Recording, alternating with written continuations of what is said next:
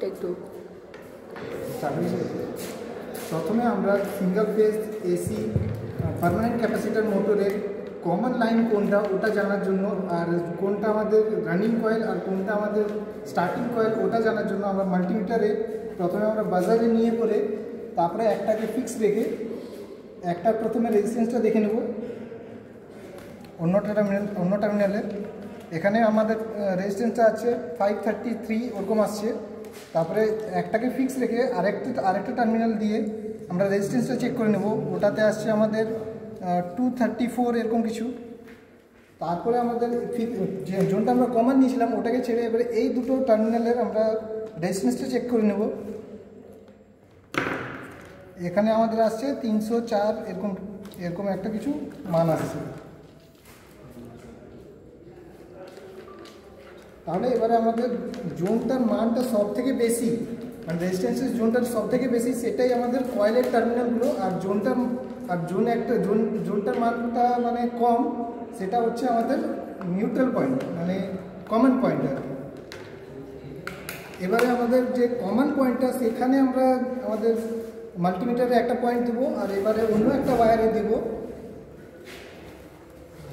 সেটাতে আমাদের মানটা আসছে 233। এবারে আমরা কমন টার্মিনালটাকে আমরা ফিক্স রেখে এবারে আরেকটা টার্মিনালে আমরা রেজিস্ট্যান্সটা চেক করে নেব। এটার মানটা আসছে 312। তাহলে যে জোনটার আমাদের যে রেজিস্ট্যান্সটা কম সেটা হচ্ছে আমাদের রানিং কয়েল, আর জোনটার মানটা হচ্ছে বেশি রেজিস্ট্যান্সের মানটা সেটা হচ্ছে আমাদের স্টার্টিং কয়েলের টার্মিনাল। তাহলে আমাদের যে ক্যাপাসিটারটা থাকবে ক্যাপাসিটারটাকে ফার্স্টে ডিসচার্জ করে নেওয়া হবে।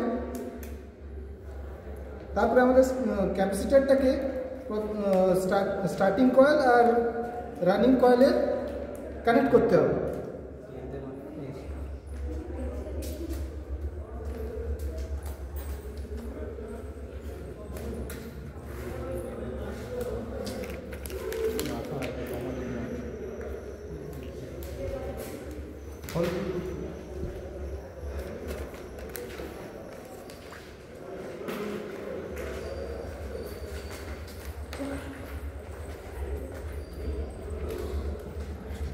আর এবারে আমাদের যে মানে 3 phase single phase AC permanent capacitor মোটরের আমরা যে কানেকশানটা করি, আমাদের স্টার্টিং যে কয়েলটা ওটাতে দিয়ে আমরা সাপ্লাইটা দিই, আর একটা দিই আমাদের কমন দিয়ে, ওই দুটো টার্মিনাল দিয়ে আমরা সাপ্লাইটা দেওয়া হয় আমাদের।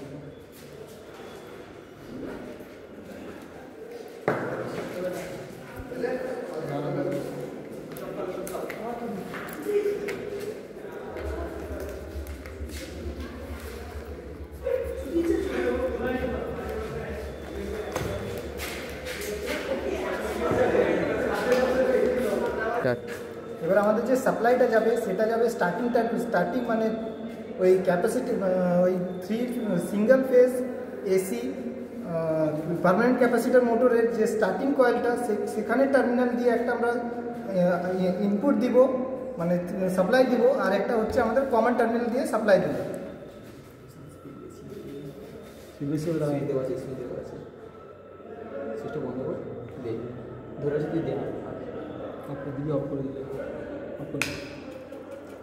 এটা দিয়ে আমাদের ক্লকওয়াইজ রোটেশন হচ্ছে। যদি আমাদেরকে অ্যান্টি ক্লকওয়াইজ করতে হয় সেখানে আমাদেরকে রানিং কয়েলে একটা পয়েন্ট দিয়ে আমাদেরকে সাপ্লাই দিতে হবে, আর একটা কমনই থাকবে।